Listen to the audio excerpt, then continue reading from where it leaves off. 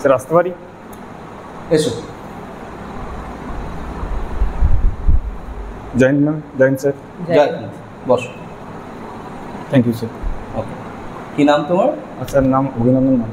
অভিনন্দন। আচ্ছা অভিনন্দন, তুমি ডিপার্টমেন্টে আছো? হ্যাঁ স্যার। সেটা তোমার এন্ট্রি দেখেই বোঝা গেল, ঠিক আছে। এখন কি করছো? আমি স্যার খড়গপুর জিআরপির অন্তর্গত বাঁকুড়া জিআরপিএসে কনস্টেবল পদে কর্মরত। ওকে, আজকে তুমি কেপির ইন্টারভিউয়ের জন্য এসেছো, তাই তো? তো মেনলি তোমাকে যে প্রশ্নটা আমার থাকছে সেটা হচ্ছে নিজের সম্পর্কে শর্ট ইন্ট্রোডাকশান দাও এবং যতটুকু তোমার প্রয়োজনীয় কথা সেগুলোই বলো, ঠিক আছে? স্যার আমার নাম অভিনন্দন মণ্ডল, আমার বাবার নাম সুজিত মণ্ডল। আমি বাঁকুড়া জেলার অন্তর্গত ওন্দা থানা শ্রীরামপুর গ্রাম থেকে এসেছি। আমার 2008 সালে মাধ্যমিক, 2010 সালে উচ্চ মাধ্যমিক এবং 2013 সালে ভূগোল অনার্স নিয়ে আমি গ্র্যাজুয়েশন কমপ্লিট করি। তারপর স্যার খড়গপুর জিআরপির অন্তর্গত আমি স্যার বর্তমানে বাঁকুড়া জিআরপিএসে কনস্টেবল পদে কর্মরত। আমার স্যার হবি ট্রাভেলিং। ওকে, মানে ট্রাভেল করতে তোমার ভালো লাগে, তাই তো? সেক্ষেত্রে তুমি ওন্দা থানার অন্তর্ভুক্ত, মানে বাঁকুড়া জেলার পর্যটন কিছু কেন্দ্র বা স্থানের নাম বলতে পারবে? হ্যাঁ স্যার। বলো। আচ্ছা, বাঁকুড়া জেলার শুশুনিয়া পাহাড়, বিহারীনাথ পাহাড়, মুকুটমণিপুর। আচ্ছা, তো মুকুটমণিপুর কিসের জন্য বিখ্যাত? মুকুটমণিপুর হচ্ছে মাটির তৈরি যে বাঁধ আছে সেই জন্য বিখ্যাত। মাটির তৈরি বাঁধ, তো ওটা কি বৃহত্তম, ক্ষুদ্রতম? স্যার এশিয়ার দ্বিতীয় বৃহত্তম। এশিয়ার দ্বিতীয় বৃহত্তম। ওকে, ডিপার্টমেন্টে আছো, ঠিক তো? সেক্ষেত্রে ডিপার্টমেন্টাল নলেজগুলো সব ঠিকঠাক আছে, জানা আছে সব? স্যার মোটামুটি স্যার চেষ্টা করব। মোটামুটি চেষ্টা করবে। তুমি ওন্দা থানার আইসির নাম বলো। স্যার ওন্দা থানার আইসি নয় স্যার, ওসি থানা। আচ্ছা। Sir sub inspector Biswanath Das মহাশয়। বিশ্বনাথ দাস মহাশয়। এসপির কী নাম আছেন? স্যার এসপি আছেন মাননীয়,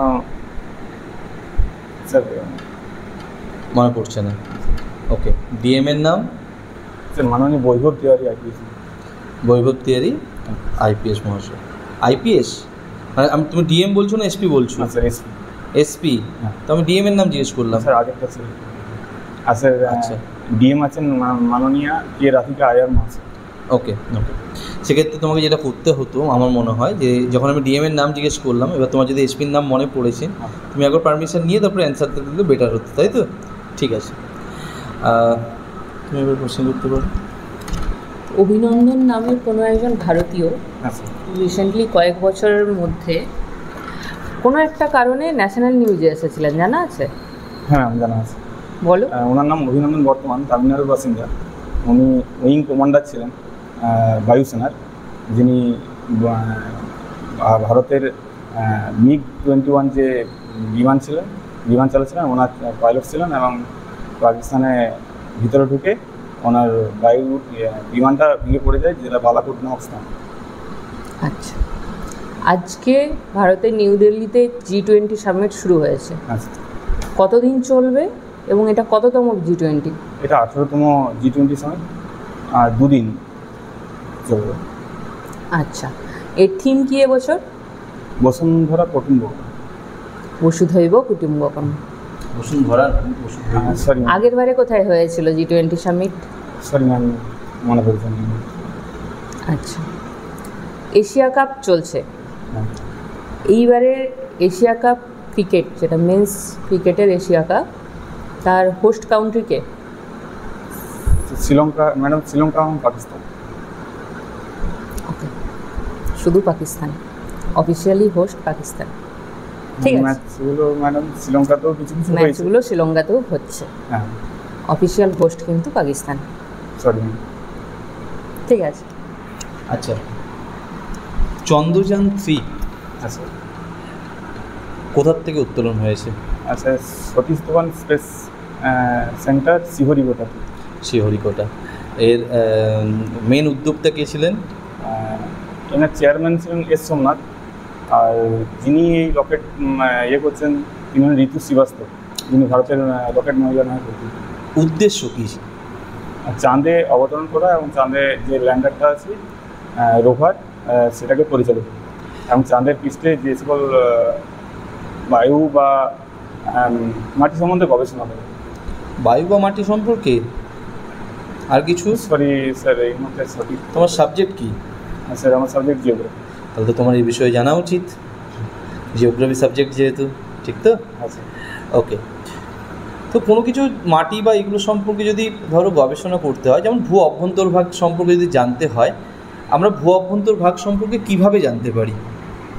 ভূ অভ্যন্তরীণ যেগুলো ভূপৃষ্ঠে পৃথিবীতে ভূ অভ্যন্তরভাগ সম্পর্কে আমি জানতে চাইছি, কোন কোন পদ্ধতিতে আমি জানতে পারবো বা কিসের মাধ্যমে আমি জানতে পারবো ভূ অভ্যন্তরভাগে কী কী আছে না আছে ইত্যাদি বিষয়ে?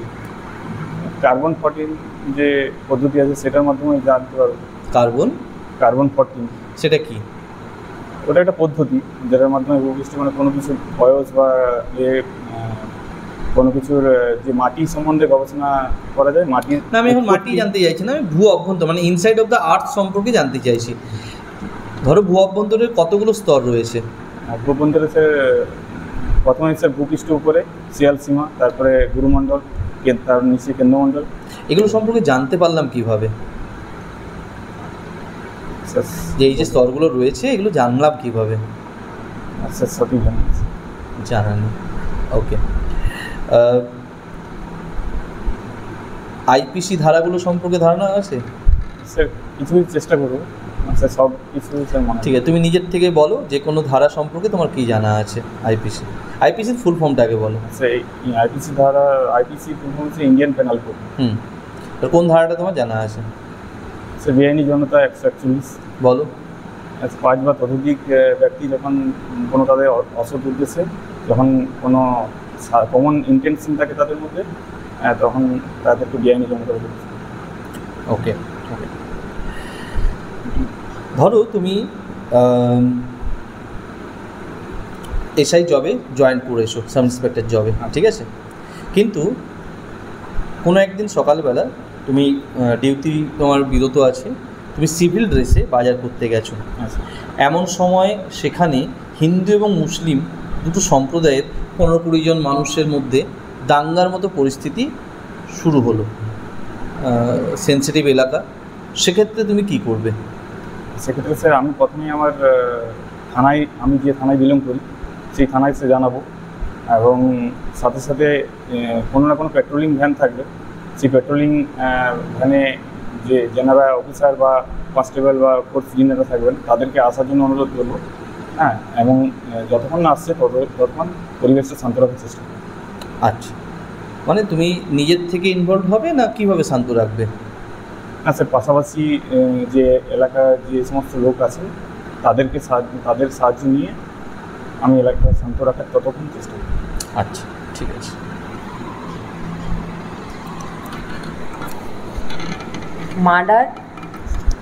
মার্ডারের চেষ্টা এবং আত্মহত্যায় প্রভোগ,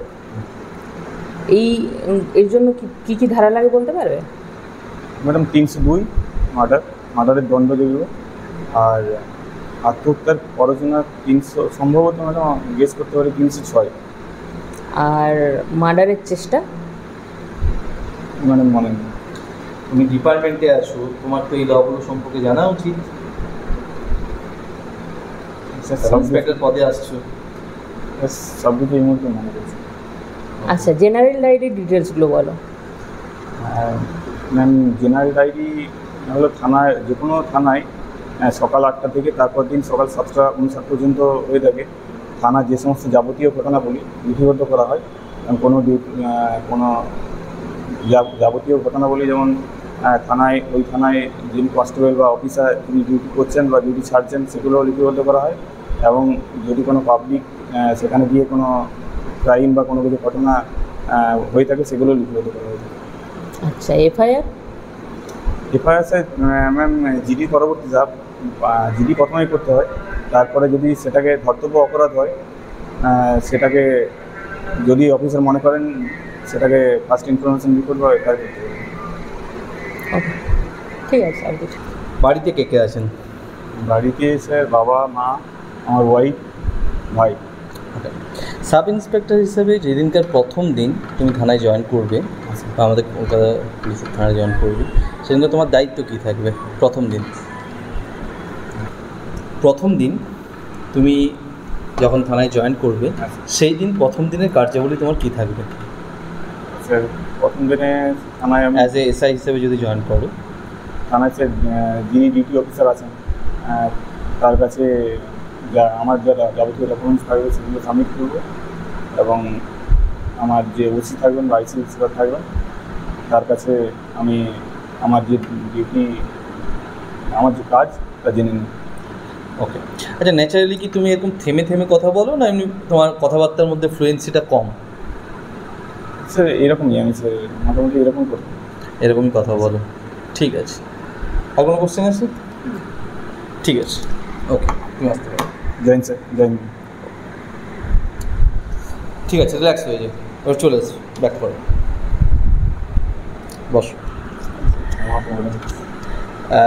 সেম প্রবলেম একই, এই যে থেমে থেমে কথা বলছো, যখন কথা বলছো তখন যেটা তোমার দেখো অ্যাপিয়ারেন্স খুব ভালো, এ নিয়ে কোনো সন্দেহ নেই, বসার পোশ্চার ভালো, বডি ল্যাঙ্গুয়েজ ভালো, যেহেতু তুমি অলরেডি ডিপার্টমেন্টে জব করছো এটা তোমার জন্য পজিটিভ দিক।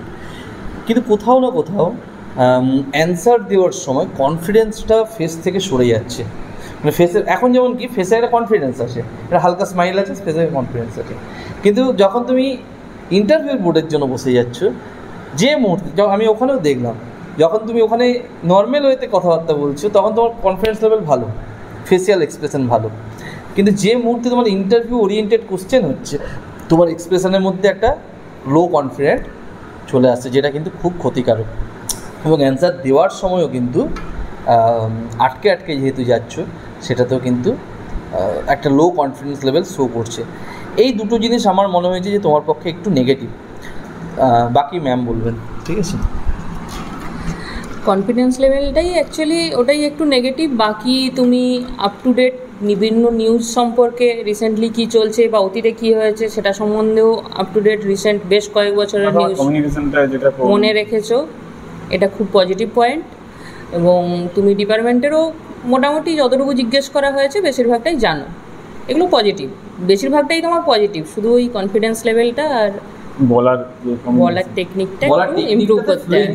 মানে কি তোমার আমরা এখন যখন কথা বলছি বুঝতে পারছি এরকম মানে ফ্লুয়েন্সিটা আসছে না, আমি অনেকবার আমার স্ত্রী কেন এই তো এখন আসছে আসছে না, কে বললো তুমি? এই তুমি এখন কথা বলছো, এখন কিভাবে হচ্ছে?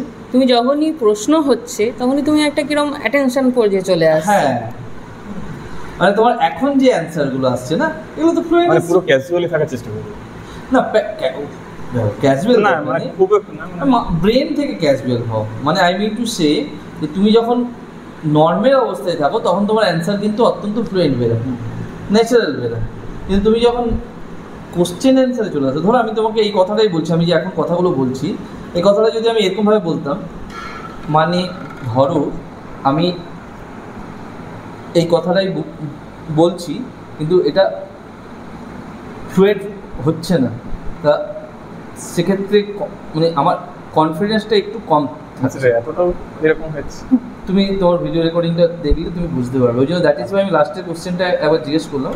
এতটা হচ্ছে না কিন্তু তুলনামূলক বিচারে তুমি তোমার যে নর্মাল ফ্লুয়েন্সি এই এতটা হচ্ছে এখন যেরকমভাবে বললে না, এই ফ্লুয়েন্সিটা দরকার। Getting my point? আটকাচ্ছে কোথাও না কোথাও, মানে কনফিডেন্সটা কোথাও লো হচ্ছে, এই জায়গাটা একটু ঠিক করে না।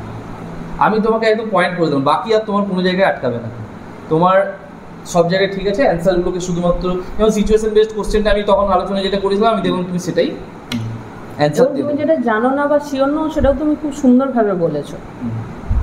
দেখো ওইটা ভালো লাগলো, কোনটা বলে দিই যে ম্যাম আমি ট্রাই করতে পারি, আমি শিওর নই কিন্তু আমি ট্রাই করতে পারি, এই যে অ্যান্সারটা দিয়েছো না এটাই অ্যাকচুয়ালি তোমার দেওয়া উচিত। কমিউনিকেশনের এটাই প্লাস পয়েন্ট, যে তুমি যদি নাও জানো বা তোমার কিছুটা জানা আছে তাহলে তুমি সেটাকে পারমিশন নিয়ে তুমি জানার চেষ্টা করছো, এই ছোট্ট একটু চেঞ্জ কথাবার্তাতে বাকিটা তোমার চেঞ্জ হয়ে যাবে। ঠিক আছে, বাকি দেখা যাবে, রেকর্ডটা দেখলে বুঝতে পারবো। ওকে।